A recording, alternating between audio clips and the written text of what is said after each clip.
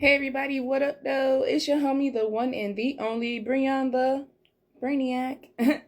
And y'all, happy Black History Month. Oh my god, I have the best lineup of videos for y'all. We're about to discuss some really important black medical historians. Really important African Americans in medical history, okay?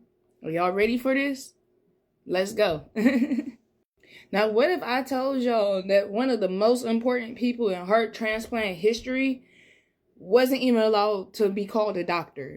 They weren't even allowed to operate on white patients. And they officially, didn't exist in medical records for decades. Crazy, right? Insane. We about to talk about it. So today we're talking about Hamilton Naki. A man who ended up teaching heart surgeons how to transplant hearts, the whole operation.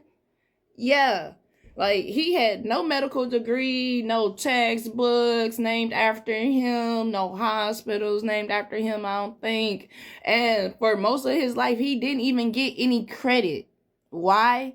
Because he was a black man. Big, strong, smart black man. Black king. Okay? Pay attention. Cool. Let's get back to it. Now, this part I'm going to read to y'all. Now, South Africa, mid-1900s time. Apartheid is in full effect, y'all. Which means if you're black, the system already decided your ceiling, okay? Hamilton Naki was hired at the University of Cape Town as a groundskeeper. Not a student, not a trainee, none of that. A groundkeeper, okay? But here's the thing about Naki. He kept watching, kept his head on a swivel, okay? And just learned what he needed to learn. Doctors noticed something wild. This gardener understood anatomy better than most medical students. So they brought him into the lab, and that's where history quietly changed. Hamilton Naki learned surgery by observing. Just paying attention.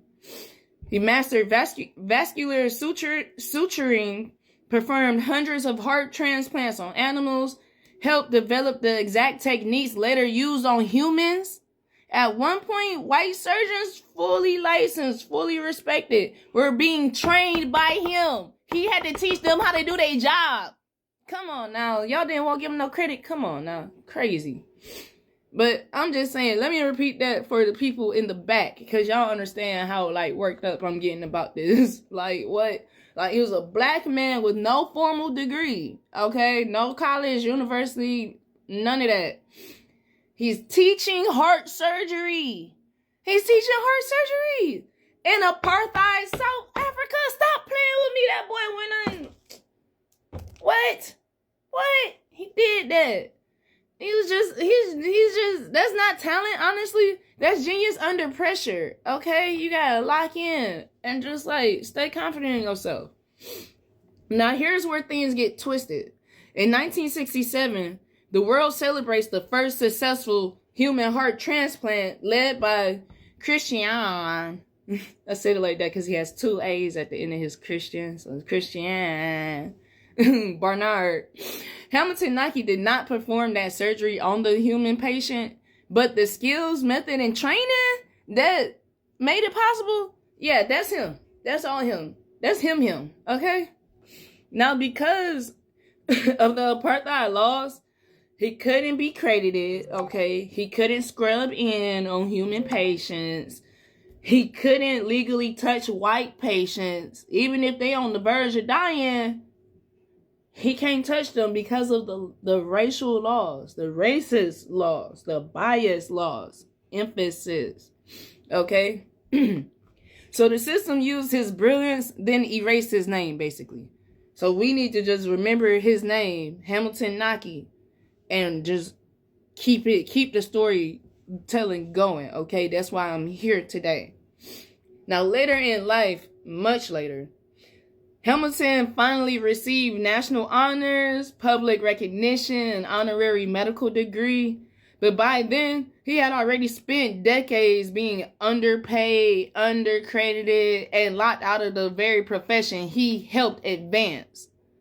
That's like if you like create like this new like dish, recipe, whatever, and it's amazing, it tastes good as a doozy. And this restaurant like hears about it and picks you up. And they say, oh, we want to start serving your dish, da, da, da, da. And then they don't credit you for it. They don't pay you for your recipe. They give you nothing. And the restaurant just goes on to be this amazing restaurant known for this really good dish and blah, blah, blah. So, like, y'all see what I'm saying now? Come on.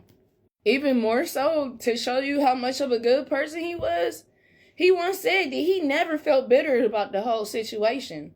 Which is wild to me, because I'm bitter as a doozy for him. Like, honestly, like, no, I'm not out here doing all these medical advances, like, helping improve lives and like, life expectancies and stuff, just for y'all to not credit me? For me to keep living life struggling? Terribly? Really, bro? But no, for real, y'all, on real tip, Hamilton Naki reminds us that history isn't just written by winners. It's written by who was allowed to sign their name. You gotta always remember that. Brilliance doesn't need permission, y'all. It really don't. If you smart, you just smart. It just needs opportunity. So the next time someone asks, was there a black doctor behind the first heart transplant? The honest short answer is yes. Because it wouldn't be possible without Mr. Hamilton, Dr. Naki. Like, history just wasn't brave enough to say his name.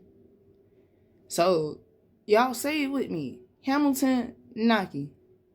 A great man in medical history. But now that you all have gotten your Black history lesson for the day, I guess I'll let you go. But real quick, though, before you leave to watch a different video, preferably one of my videos. I'm just saying, trying to get monetized. But, like, do me a favor and just make sure that you hit that like button. Go ahead, drop me a couple comments if you got something you want to chime in and say. And just let me know. Other than that, you guys, you gotta always remember to stay safe, stay clean, and that Brian loves you. See you next episode. Have a great day to all my Black people.